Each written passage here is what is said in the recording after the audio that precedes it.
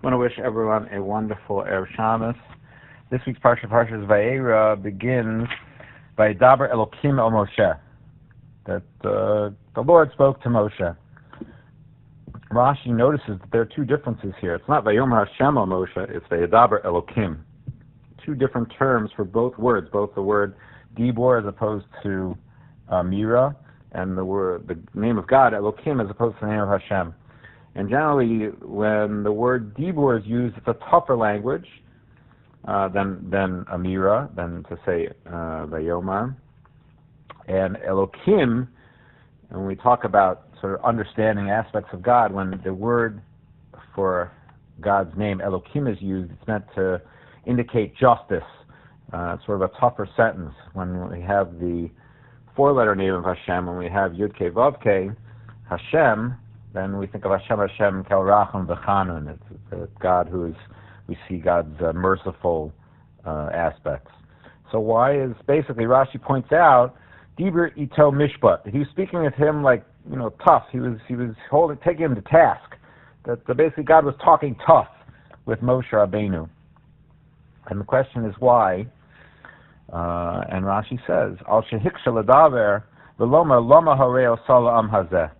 He said basically why that Moshe challenged God a few psukim earlier in last week's parsha at the end, and said, God, why are you being so tough on these people?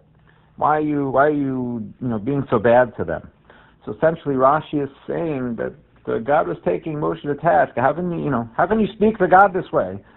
And I think sometimes we, are a little more cavalier in the way we speak Hashem's name, or we talk about God, even just to say, instead of to say God followed by damn it, it shows a certain lack of respect to Hashem, even though that's not really what we mean, but it shows a lack of respect. And certainly it's viewed that way across much of the world, and we should also take it seriously. How we talk about God impacts upon how we think about God in our relationship.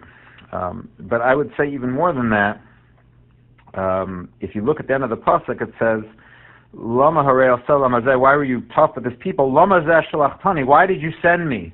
Essentially, Moshe was challenging God. What am I doing here? What is my purpose? Why are you sending me on this mission? And sometimes we feel that way also. We feel like, what are we doing here? Why am I stuck in the situation that I'm stuck in? Why did you put me in this place?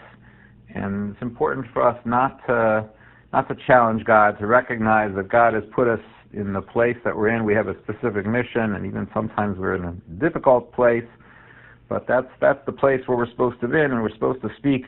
Certainly we focus on a lot, talking about how we're supposed to talk with other people with a way, with respect, but also the way that we talk to God, basically the way we feel about where God has put us in this world.